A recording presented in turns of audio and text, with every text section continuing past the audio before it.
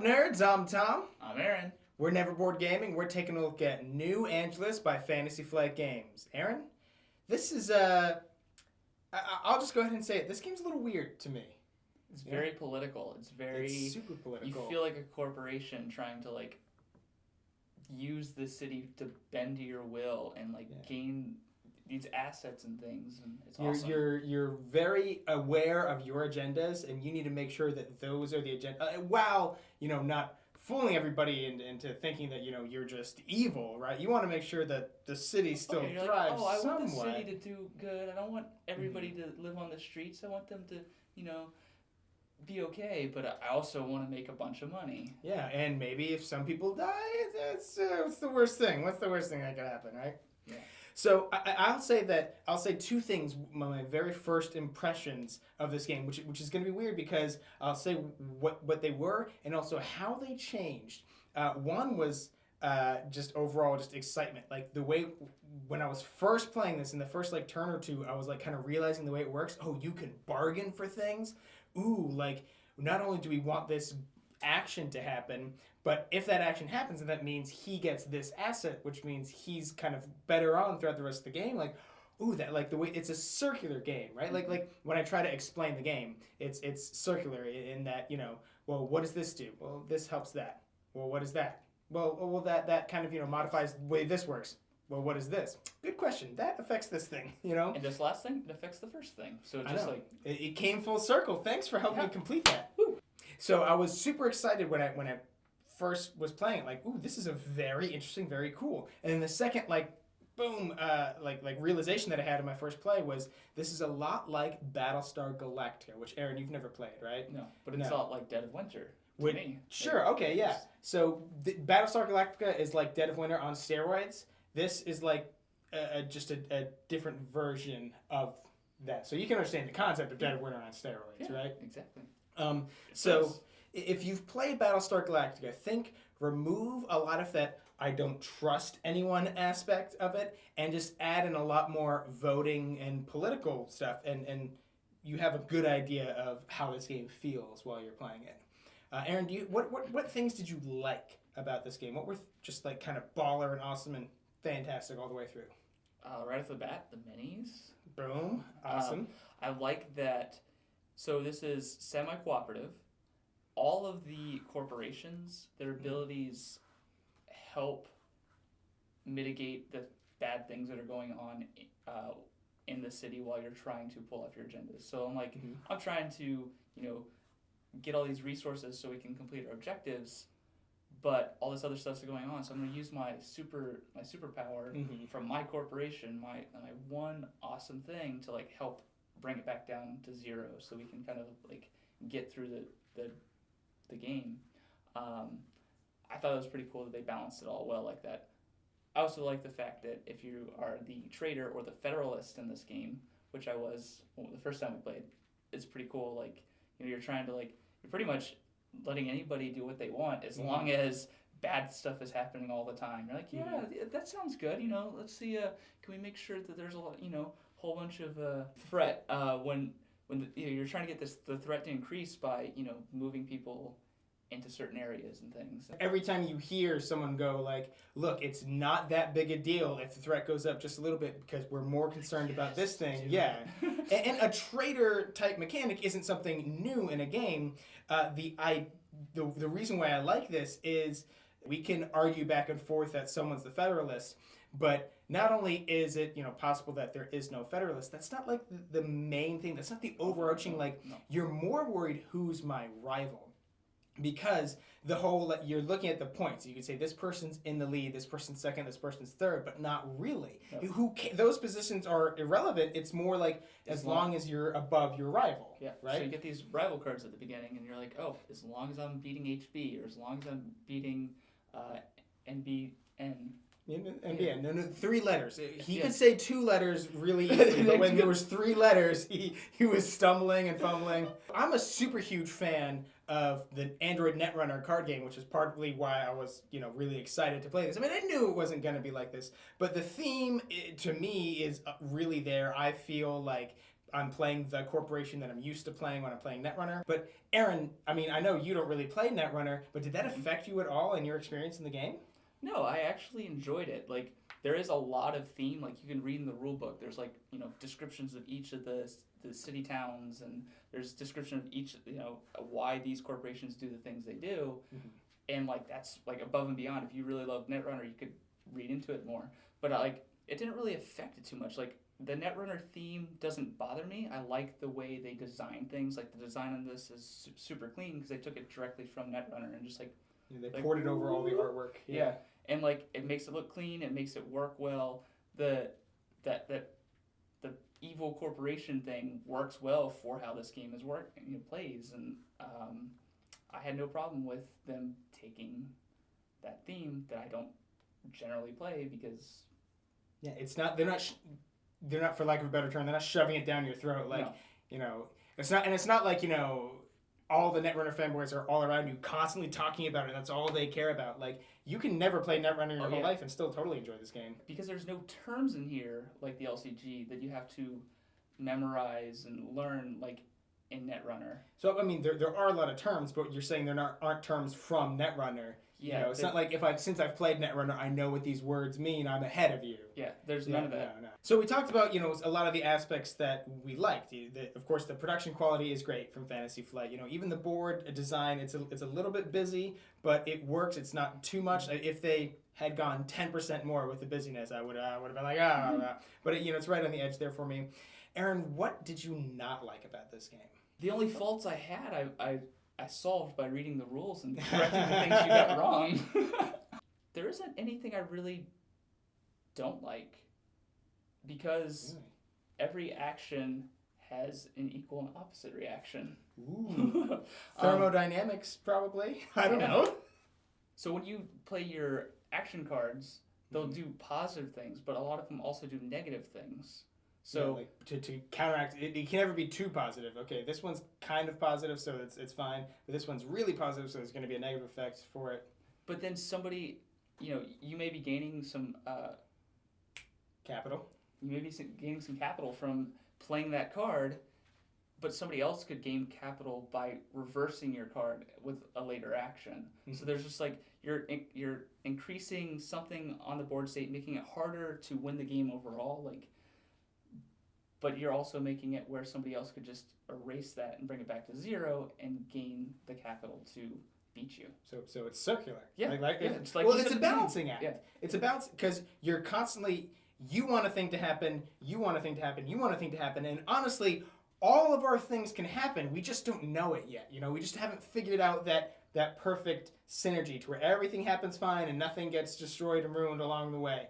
And that's where you gotta be very political and very like, hey, you scratch my back, I'll scratch yours. You know, you help me pull off this offer, and I'll give you some credits. I'll give you this asset. I'll make something happen, so make my thing happen, and we'll work together. And I do think that is probably the biggest part about this game that makes it unique. Now, I said earlier that there were two things that hit my brain when I was first playing it, and then they changed. So see, I didn't forget about that. I'm telling you about the change right now. First of all, the whole Battlestar Galactica thing. It does, for me, scratch the same itch as Battlestar Galactica. But where I really felt like, no, this is a very unique thing. This isn't, a carbon copy of Battlestar Galactica, I can't even say it, or Dead of Winter, or to a much lesser degree, Shadows over Camelot, is the political aspect of it. Because nowhere in those games really do you have this much influence based off of the bargains that you make and the deals that you strike. And I think that is a huge part of the game. If you're not into that, if you're not a political gamer type person, if you can't argue with your friends, make deals with your friends, and know your friends well enough to know what would really entice them to let you do the thing you want to do, you're going to be missing a huge part of this game. And it also does make the game a lot longer, which is why that's the first thing that I thought when I was like, this game is really cool, this is different, I really like it. But why that changed for me is because it is pretty long. Yeah. And it's supposed to be. It's supposed to be an evening where you invite your friends over and you sit down. The game's already set up when you get here. Like you guys already had the game set up when you guys came over earlier. Because it's what we're playing tonight. This is what we're playing tonight. You can't just pop it open and hang out. And that's fine, but because every decision is important and every little thing you can be bargaining with somebody, or you can think that somebody else has like a hidden agenda for it, it can feel kind of grueling towards the end. Would you agree or no? Yeah, I could see that. There's a lot of like back and forth, like the investments that you get at the beginning of each third of the game. You get that investment before the thing. Yeah. Terminology for the game. Yeah.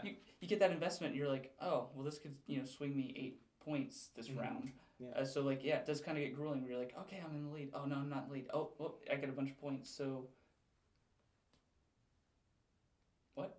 I'm gonna forget it if I don't say it right now. Yeah. It's a lot like Pandemic, where you have those event cards that come up at the end of each round. Okay. Where you're placing things. You're like, oh, I can't place it there. It outbreaks over to this next place, and then it keeps going. And if it goes off the board, you're adding more threat. So that little mechanic was kind of cool. It was like I felt like I'm trying to place it with something else, and that was Pandemic. I'm glad you said that. I'm glad you got that off your chest. I had to get that off my chest because I couldn't yeah. think straight without saying that. I mean, and yeah, this game does have a lot of little things that are pulling from other games that you'll kind of see and they'll feel familiar. I definitely do feel that there are times when you're playing this game where you really think things are going to go one way and then they go another, and it's almost like a little annoying. Because the game is so long and because so much rides on a lot of decisions, you could get handed an investment, which is probably the biggest variable aspect of the game. You could get an investment and be like, all right, and look at it and be like, wow, it's almost impossible for me to get a lot of points from this. This goes against my normal agenda. I should be doing this, but now do I want to get these points and do the exact opposite? Yeah, I'm like, I was Jinteki and I got, you get a lot of points if there's a lot of illness tokens out there. And Jinteki gets points for removing illness tokens. Now, that being said, you could look at it as, hey, you're damned if you you're damned if you do, you're damned if you don't, but in a good way. Well, it doesn't matter. Either I keep them there, I gain points. I get rid of them, I gain points. But I could be Jinteki, get a goal for something else, get those points, and then get rid of the illness tokens and still get points. Like, there's definitely you could just get handed a whole bunch of points just because. And I mean, a lot of games do have that you play the hand you're dealt type of thing, but this one sometimes it feels a lot less deserved if you just get handed something that's going to really help you out. All right, Tom. So we've been kind of all over the place talking about this game. Opinions on this, opinions on that. What is your overall opinion of this game? Honestly, a little mixed. Positive. I'll say it's definitely positive. I did enjoy it. I will play it again. But it's definitely a game it's going to be hard to hit the table because it's kind of long. It's hard to explain. Again, it has like the circular, so it takes a little while to really explain it to some people. Some players will pick it up, really easily. But, again, we play games with new people all the time. And I will say that it's definitely a game, if you already own Battlestar Galactica or if you already own a good amount of bigger, longer, louder games that don't really hit the table as often as you'd like, this would just sloth right into that category. Another one sitting there with them. Now, if you are looking for a really good experience that is, okay, it's a long game, but you're okay with that. You're okay with having an evening for a game, and you want to just really tear into your friends and yell and make deals and still being somewhat strategic about it and still not being 100% certain what everybody's all about, then this would be for you. But it's going to hit a niche, and not everybody's going to like it. And you know what? I can kind of understand that. So I do agree with you. This is a pretty tough game to pick up right off the bat. Mm-hmm. You definitely wouldn't introduce this to somebody who's only played Munchkin or never played a card, any kind of political or area control or anything kind of complex. Yeah, because this game is pretty complex.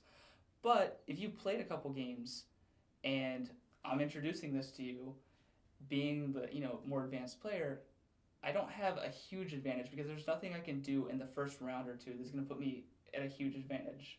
Those investment cards with that swinging, that kind of balances things out. You could get a bunch of points, and I may not get as many points just because of the luck of the deal, luck of the draw. Mm-hmm.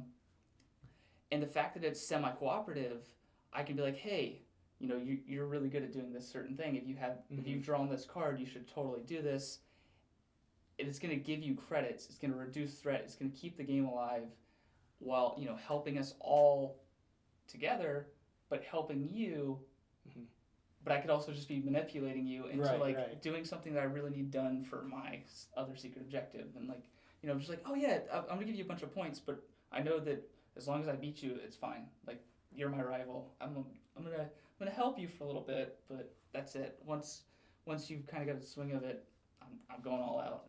So for that reason, this is definitely a game I want to get to the table more often. Like, it's definitely something that I like. It's great, and I want to paint these minis. Like, they're awesome. I do think that would help with the board state if you can glance out and see, determine, The difference between those two guys. the difference between these two guys a lot easier. That would help out.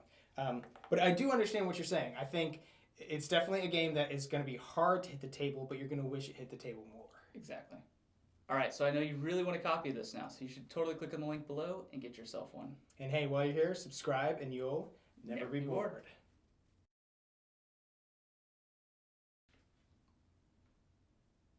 What are you waiting for? Click on the link below and buy this!